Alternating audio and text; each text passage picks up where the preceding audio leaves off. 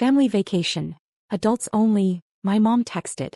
My dad added, your baby disrupts things. I replied, got it. I stayed home. And so did the $7,200 I'd been wiring for their business loan. By 10 a.m. my dad had called me 9 times. By noon he wasn't sounding so calm. Let me tell you something that happened on a Tuesday morning that I will never, ever forget. Not because it was dramatic, though trust me it got there, but because it started with a text message. Just 8 words. 8 words from my own mother that cracked something open in me that I didn't even know was sealed shut. Family vacation. Adults only.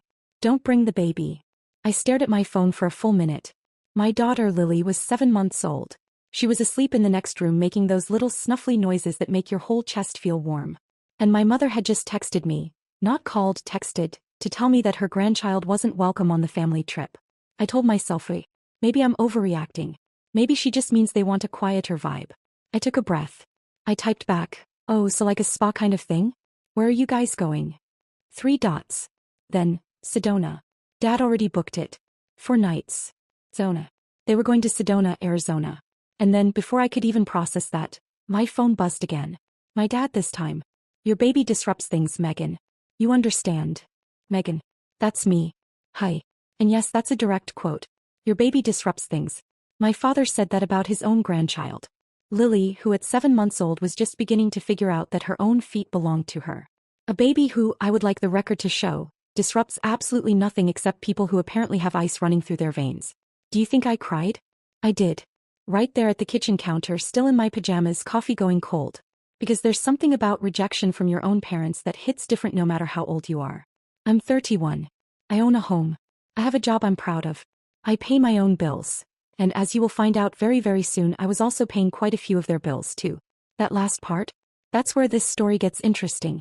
See, 3 months before this text arrived, my parents had come to me with what my dad called a temporary cash flow situation. Their small landscaping business, the one they'd run out of Flagstaff for almost 15 years, was short. A supplier contract fell through, equipment needed replacing, and they needed a bridge loan to keep things afloat until spring work picked up. They asked me to wire $7,200 in installments, and I did it. Because they're my parents. Because I believed them when they said it was temporary. Because I love them even when, I am learning, loving them costs me more than money. I had wired the first $3,600 the month before. The second installment of $3,600 was scheduled for that Friday. Now here I am staring at my dad's text. Your baby disrupts things, and something shifts inside me. Not rage exactly. More like clarity. The kind of clarity that comes after you've been confused for so long that the truth hits you like a glass of cold water. I texted back 2 words. Got it. That was all. No argument. No long explanation. No guilt trip. Just got it. And then I stayed home. I didn't go to Sedona. I didn't pack a bag or ask my sister-in-law to watch Lily. I poured my cold coffee down the drain, made a fresh cup, and I sat down at my kitchen table while my daughter napped. And I picked up the phone, not to call my parents but to call my cousin Darla. Darla is 6 years older than me, lives in Phoenix, and is the kind of person who says exactly what she thinks with zero apology and somehow makes you feel better for hearing it. She's been my person since we were kids building forts out of couch cushions at Grandma Ruth's house. They said what? She said when I told her. 7 months old, I said. They called her disruptive. There was a pause. Then Darla said very calmly, Megan, tell me you didn't already send the second half of that money. I told her I hadn't. Not yet. Friday was the scheduled date. Another pause. And then Darla said something that I will also never forget. Then Friday just became the most interesting day of the week. By 10 a.m. that Tuesday my dad had already called me 9 times. 9 times. In under 3 hours. I didn't answer. Not yet. Because I needed to figure out what I was going to do, and how. And I needed to not do it angry. I needed to do it clear. Lily woke up from her nap around 10:15, looked up at me with those big brown eyes and blew a spit bubble. I picked her up and said out loud to a 7-month-old, Baby girl, you are not disruptive. You are the best thing that has ever happened to this family. Even if this family doesn't know it yet. He grabbed my finger. And I decided right then what Friday was going to look like. Stay with me because by noon that Tuesday my dad had stopped calling and started texting. And the things he wrote. Oh, we're going to talk about every single one of them. Do you think I was wrong to not answer those calls? Be honest with me, drop it in the comments. I genuinely want to know what you would have done. So, 9 calls by 10 a.m. I didn't answer a single one. By 10:47 my dad switched to text. And look, I want to be real with you here. I was not prepared for what I read. Not because it was mean, but because of how normal he tried to make it sound. Like he was just following up on a business matter. Like he hadn't 45 minutes earlier called his infant granddaughter a disruption. First text, Megan, just checking you got my message about the trip. Call me when you get a chance. When you get a chance. Sir, you have called me 9 times since breakfast. Second text 12 minutes later. Also want to confirm the transfer is still on for Friday. Let us know. There it is. There's the real reason for the urgency. Not to apologize. Not to clarify what he meant. To confirm. The money. I showed Darla the screenshots. She sent back a single emoji. The one with the flat line for a mouth. Which from Darla basically means she is so far beyond words that only a little yellow face can express it. Now here's the part one didn't expect. And I genuinely did not see this coming. My mom called at 11:20. I almost didn't answer that one either, but something made me pick up. Call it curiosity. Call it the 7-month-old sitting in my lap who deserved at least one grandparent who might have something real to say. Hey Mom. Megan. Her voice was strange. Tight. Your father's been trying to reach you. I know. Pause. Are you upset about the trip? And here's where I had a choice. I could have gone full emotional. I could have listed every grievance, every time they'd made me feel like second place, every holiday where Lily got handed back after 5 minutes because she was fussy. I had a lot of material. Trust me. But instead, and I don't know where this came from, I just said very quietly, Mom, did Dad mean what he said? About Lily. Silence. Long silence. And then my mother said something that knocked the wind right out of me. She does cry a lot, Megan. I looked down at Lily, who was at that exact moment happily chewing on a rubber giraffe, completely unbothered by the world. She's a baby, Mom. I know, your father has a lot of stress right now with the business and... Hey, I said. I hear you. And I hung up. Not slammed. Not dramatically. Just ended the call. Quietly. Because I had just realized something important. This wasn't going to be fixed with a conversation. My mother had just defended the "your baby disrupts things" text by talking about my father's stress levels. As if Lily should have considered his cash flow situation before being born. I called Darla back immediately. My mom just told me Lily cries too much. She's 7 months old, Darla said. I had to hold the phone away from my ear. What does she want her to do, file taxes? I actually laughed. Genuinely laughed for the first time all morning. Because that's what Darla does. She finds the absurd thing inside the painful thing and she holds it up to the light until you can breathe again. Okay, I said once I stopped laughing. Here's what I'm thinking. And I told her my plan. It was simple. Almost too simple. Which is exactly why I was a little nervous about it. I wasn't going to confront anyone. I wasn't going to send a long emotional text. I wasn't going to show up at their house or write a letter or do any of the things that feel satisfying in the moment and accomplish absolutely nothing. I was just not going to send the money on Friday. No explanation. No drama. No warning. Just, the transfer would not go through. And I would wait. Darla was quiet for a second. Then, that's it? That's the whole plan. That's the whole plan. Megan. She paused. That might actually be genius. Or completely backfire. I know, I said. 50-50. I love it, she said. Do it. Now here's the part that was unexpected even to me. Wednesday. The day before the Sedona trip. My parents are supposed to leave Thursday morning. And at 2:14 in the afternoon, I get a text from a number I don't immediately recognize. It's my Uncle Pete. Uncle Pete is my dad's older brother. He lives in Tucson, runs a bait shop, wears the same 3 flannel shirts on rotation and has opinions about everything. We're not close. We see each other at Christmas, exchange exactly 4 sentences and that's our relationship. So when his name popped up on my screen, I genuinely thought I'd misread it. Megan, this is Pete. Your dad mentioned you might be having some hesitation about the loan money. Just wanted to say family takes care of family. Give him a call. I stared at that text for a solid 30 seconds. He had called in Uncle Pete. My father had called in Uncle Pete. I'm not even going to pretend I wasn't a little bit impressed by the audacity of that move. Like that is a bold chess play. Bring in the flannel-wearing older brother to apply gentle family pressure on the adult daughter you just told was too disruptive to vacation with.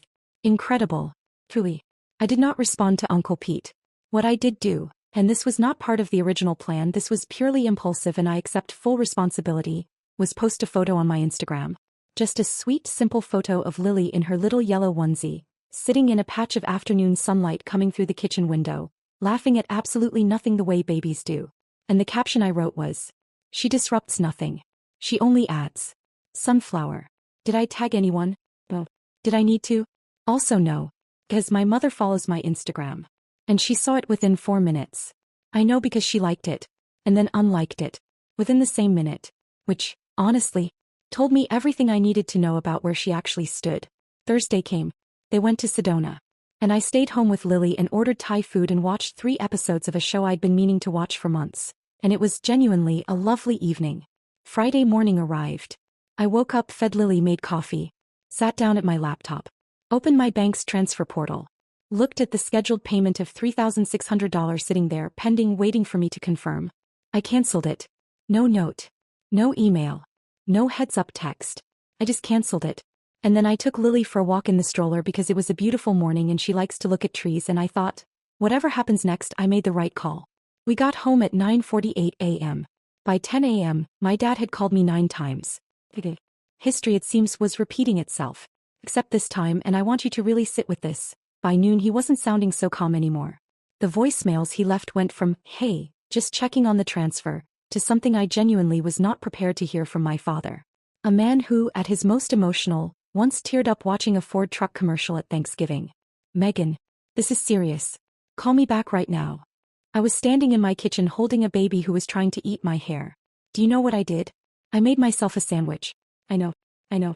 But here's the thing, and I mean this. I had been the one panicking and apologizing and adjusting and explaining for so long in this family that sitting quietly while someone else felt the urgency for once? It felt radical. It felt like exhaling after holding your breath for years. But I also knew I couldn't stay quiet forever. And what happened next, what my dad said in that 12th voicemail, changed the direction of everything. Because I wasn't ready for him to say what he actually said. Voicemail 12 was different. Not angry. Not sharp. Just tired.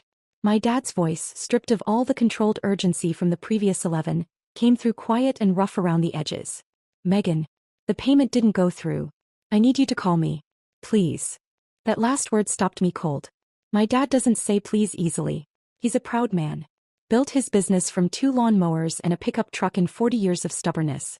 Please doesn't come naturally to him. I played it twice. Then I called Darla. "He said please," I told her. A beat. "Oh no. I know.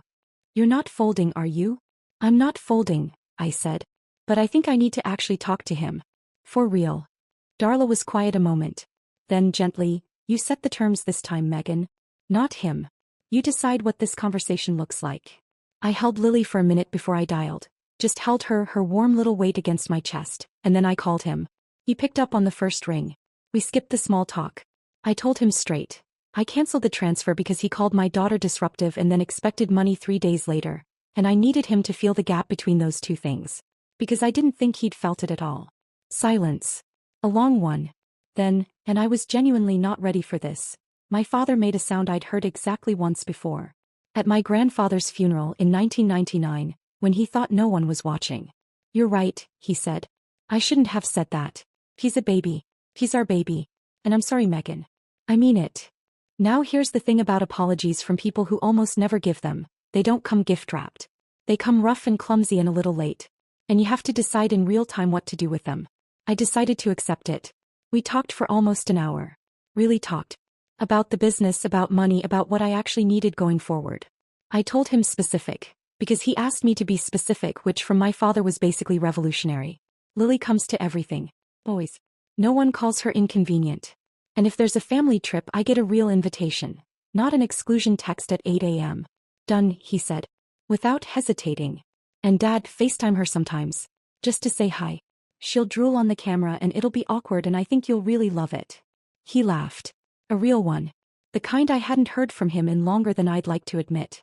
My mom called the next morning on the drive back from Sedona. Shorter conversation. More careful, that's just how she moves through hard things. But she said, "I should have stood up for you on Tuesday. I didn't. I've been thinking about it ever since." Which from my mother was enormous. She asked if she could come see Lily the following weekend. Just her. A grandma visit, no agenda. "Bring a casserole," I told her. "We'll be here." As for Uncle Pete, I texted him back 3 weeks later like nothing had happened. "Hey Pete. Sorry things got busy. All good now. How's the bait shop?" He sent back a thumbs up and a fish emoji. Perfect. Exactly the relationship we should have. The second half of the loan, the $3,600, I did eventually send. But only after my dad and I had a simple written agreement with a realistic payback timeline. He didn't argue. He actually suggested adding interest. I said we didn't need to. He said he wanted to do it right. That meant more to me than any of the money. The Saturday after everything settled, they both came over. My mom with an unrequested chicken casserole I was thrilled to see. My dad with a little stuffed elephant, gray, soft yellow ribbon around its neck, that he placed directly into Lily's hands the moment he walked through the door. She grabbed it and tried to eat its trunk. My dad watched her and his whole face just opened, like a window that had been painted shut for years. "Hey Lily Bug," he said softly. She looked up at him with those big eyes. And then she smiled. One of those full-body baby smiles that start at the mouth and travel all the way to the feet. He laughed. Nothing rough or reluctant in it. Just joy. I stood in my kitchen doorway thinking, this is what I was fighting for. Not to win. Not to be right. This. There are still moments when my mom says something sideways and I have to breathe before I respond. Still moments when my dad defaults to control before he remembers to listen. We're still somewhere in the middle of our story. Families always are. But there are also random Tuesday FaceTime calls now. My dad's face too close to the camera because he hasn't figured out the angle, saying, "Put Lily on. I just want to see her for a minute." And I do. And she drools on the screen. And he loves every second of it. I didn't cut anyone off. I didn't send a long angry text. I canceled a transfer, didn't answer 9 calls, and posted a photo of my daughter in a yellow onesie. And somehow, my family remembered who we were to each other. Lily has 2 bottom teeth coming in now and an opinion about every food she's ever encountered, and she disrupts absolutely everything she touches. Neither her grandfather nor I would change a single second of it. If you've ever had to hold a boundary that felt impossible or wait out a silence while your heart was racing, drop it in the comments. I'd really love to hear from you. And if this story meant something to you, a like goes a long way. Something didn't sit right, tell me that too. I can take it. Thank you for being here and for listening. It really did matter.